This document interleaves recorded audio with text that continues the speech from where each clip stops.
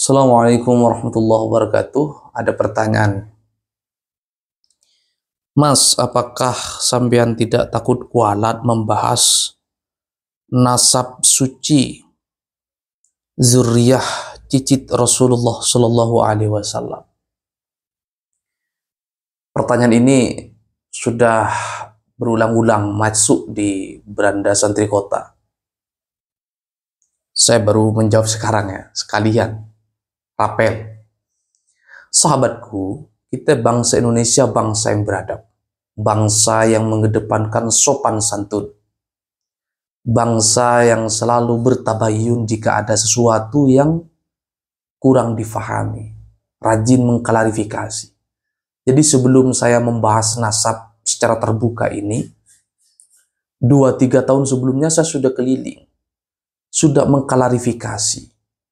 Ketika ada orang menyampaikan video-video tentang klan tertentu, penyesatan-penyesatan yang dilakukan oleh kelompok tertentu, saya baca dulu.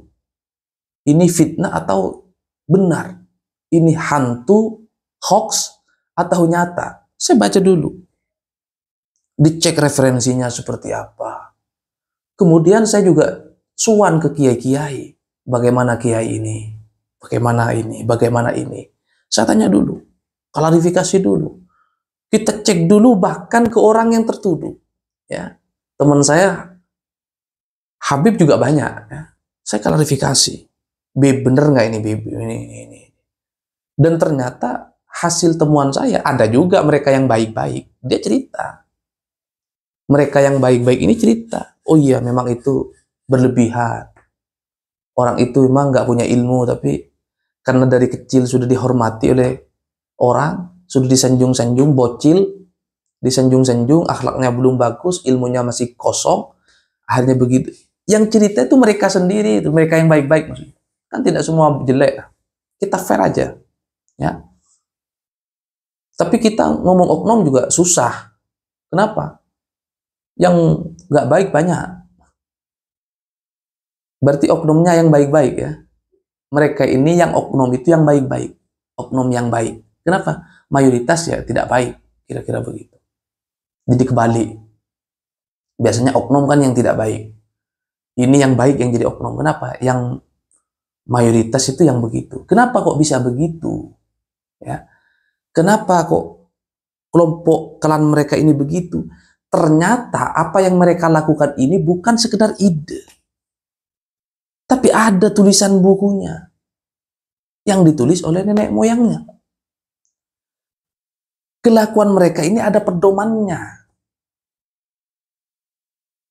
Perilaku mereka ada tuntunannya. Tuntunannya mana? Kitab-kitab yang ditulis oleh nenek moyangnya sendiri. Itu yang membuat orang yang baik-baik di sana menjadi minoritas. Ya. Menjadi kekecualian dari umumnya. Kenapa? Yang mereka lakukan itu ada panduannya. Beda dengan maling misalnya. Nggak ada panduannya. Panduannya menjadi maling profesional nggak ada. Akhirnya maling menjadi minoritas. Mayoritas orang baik. Maling oknum. Kenapa? Malingnya nggak ada panduannya. Ini enggak. Ini ada panduannya. Cerita tentang Isra Mi'raj 70 kali, menghentikan matahari, itu ada panduannya, sahabat. Bukan ngarang itu. Bukan hasil mimpi dia sendiri, ada yang dibaca. Gitu loh. Paham nggak kira-kira? Oke. Kemudian, sebelum secara terbuka saya bahas nasab ini, saya juga suan ke kiai-kiai. Ternyata di pesantren, ya, walaupun di medsos itu di framing, pesantren ini dukung klan ini, pesantren ini anti. Nggak begitu, saudara. Di internal satu pesantren aja. Kita nggak perlu sebut pesantrennya ya. Misalnya pesantren besar yang terkenal, kiainya mengisbat klan ini. Ada. Ya. Ternyata di dalam itu, di dalam pesantren itu sendiri, debatable. Ada yang setuju, ada yang nggak setuju. Bahkan kemarin, ya mungkin 10 hari yang lalu lah. Saya sowan ke pesantren besar, terkenal. Kiainya itu adalah gurunya ulama-ulama di Indonesia bahkan. Saya cek keluarganya satu persatu. Ada yang pro, ada yang kontra. Yang mendukung klan itu, oh ternyata saya cek biro VO alumni Yaman, masuk akal lah. Karena dia kuliahnya di Yaman, mondoknya di Yaman, mendukung klan itu. Saya cek lagi, saudaranya yang lain, sepupu-sepupunya saya cek. Oh ini alumni kampus ini, alumni pondok ini. Oh ternyata dia anti banget. Cuman ya, sekali lagi, karena ulama-ulama kita ini sebenarnya memang sudah, akhlaknya sudah luar biasa. Jadi sebelum Islam datang ke Indonesia pun, akhlak pribumi Nusantara sudah baik sebenarnya. Sudah baik. Nah, rata-rata keluarga pesantren itu, ya, baik pro maupun kontra, mereka memilih diam. Memilih diam. Kenapa? Dia menjaga. Nah, apakah mereka masih ragu-ragu? Ya ada yang ragu-ragu. Ada yang sudah hakul yakin lemah hatinya, tapi dia nggak berani keluar. Nggak berani speak up publik. Alasannya apa? Ketika saya tanya, saya menjaga jangan sampai Indonesia ini semakin runyam, semakin ribut. Biar Indonesia fokus menangani kekurangan gizi. Indonesia fokus menjaga ketahanan pangan. Indonesia fokus, pemerintah maksudnya, merealisasikan janji-janji kampanyenya. Kalau saya ikut-ikutan speak up ke dunia publik, ke medsos, takut Indonesia semakin rusuh. Coba bayangin, alasannya sehebat itu. Ya. Kemudian katanya juga, saya juga menghormati santri-santri saya. Kenapa? Santri-santri saya tidak hanya mondok di sini, juga mondok di sebelah. Takut kalau saya speak up persoalan nasab, nanti santri saya bingung mau ikut kiai saya atau ikut kiai di pondok yang sebelah yang mungkin berbeda pendapat. Jadi kiai itu memilih jalur aman, walaupun mereka sebenarnya sepakat dan mendukung perjuangan kita, gitu loh ya. Jadi jangan kira di pesantren itu kiai-kiai diam, enggak. Banyak kiai-kiai yang mendukung kita, cuman silent majority. Mereka memilih diam. Ya, dari saking baiknya mereka.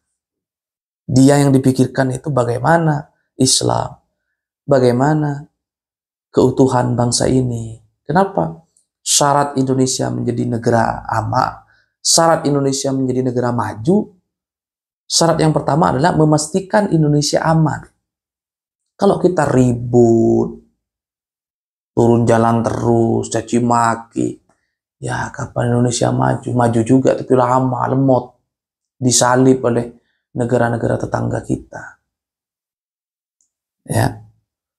Jadi kembali ke pertanyaan tadi, apakah kita takut kualat? Insya Allah nggak bakal kualat, nggak akan. Selama niat kita betul-betul karena Allah Subhanahu Wa Taala. Niat kita betul-betul ingin menjaga kemurnian darah Rasulullah Shallallahu Alaihi Wasallam. Kita niatkan betul-betul ingin mencari kebenaran, ingin meluruskan penyimpangan, ingin menjaga marwah bangsa Indonesia ini. Kita jaga bangsa Nusantara tetap bermartabat. Kita junjung hukum positif di Indonesia. Kita hindari caci maki. Selama niat kita baik, nggak bakal ada kualat. Lagi pula kualatnya gimana? Karena berbeda dengan pandangan guru, perbedaan dengan guru juga biasa. Imam Syafi'i berbeda dengan gurunya, hal biasa. Kita tidak ada niat permusuhan. Kalau santri-santri takut, kan masih banyak itu santri-santri. Sebenarnya saya sudah hakul yakin dengan perjuangan ulama-ulama Nusantara, tapi saya takut kualat. Ingat, wahai santri-santri, kiaimu sendiri itu berbeda-beda. Ada yang pro, ada yang kontra. Kiaimu itu. Ada yang pro ke sana, ada yang pro ke sini. Satu pondok dengan dirimu. Ya, jadi nggak usah takut. Kalau misalnya nanti Sampean sudah meyakini perjuangan pelurusan sejarah Nusantara ini, udah ikut aja. Kami tegaskan langsung, hei para santri, tegaskan langsung. Kami santri Indonesia mendukung sepenuhnya pelurusan sejarah peradaban Nusantara bersama Gus saya ini, bersama Lora saya ini. Cek dong, sebagai santri cek ya. Mana Gusmu yang mendukung perjuangan ini? Mana Gusmu atau Loramu yang berada di seberang? Memang, saudaraku, sebangsa dan setanah air tidak mudah menyadarkan bangsa kita sendiri. Al-muslimun mahjubun bil muslimin. Orang Islam terhalang oleh orang Islam itu sendiri. Orang Islam ingin maju, yang menghalangi bukan orang kafir, orang Islam sendiri. Ketika pejuang-pejuang Nusantara ingin merdeka dari tangan penjajah, yang menghalang-halangi siapa? Bangsa kita sendiri. Keluar fatwa Mufti Betawi kayak bahwa perjuangan rakyat Banten itu pemberontak, macam-macam. Ya. Ketika bangsa kita sudah serius ingin menata bagaimana Indonesia mencapai emas 2045 misalnya, penghalangnya siapa? Orang Indonesia juga.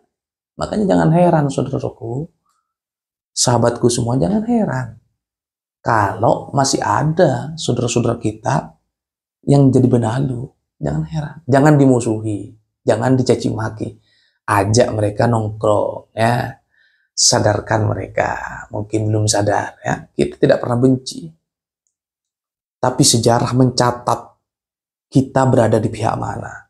Bisa kita lihat sekarang, ya, catatan-catatan sejarah masa lalu Indonesia bisa kita lihat.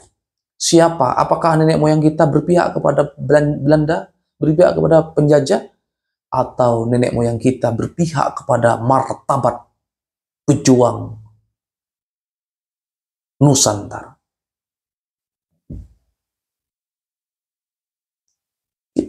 Kita mau di pihak yang mana? Ya. Memilih jadi jongos asing atau memilih jadi warga Nusantara yang bermartabat? Ayo kita pilih. Silakan tulis pilihan Anda di kolom komentar. Assalamualaikum warahmatullahi wabarakatuh. Jangan gentar.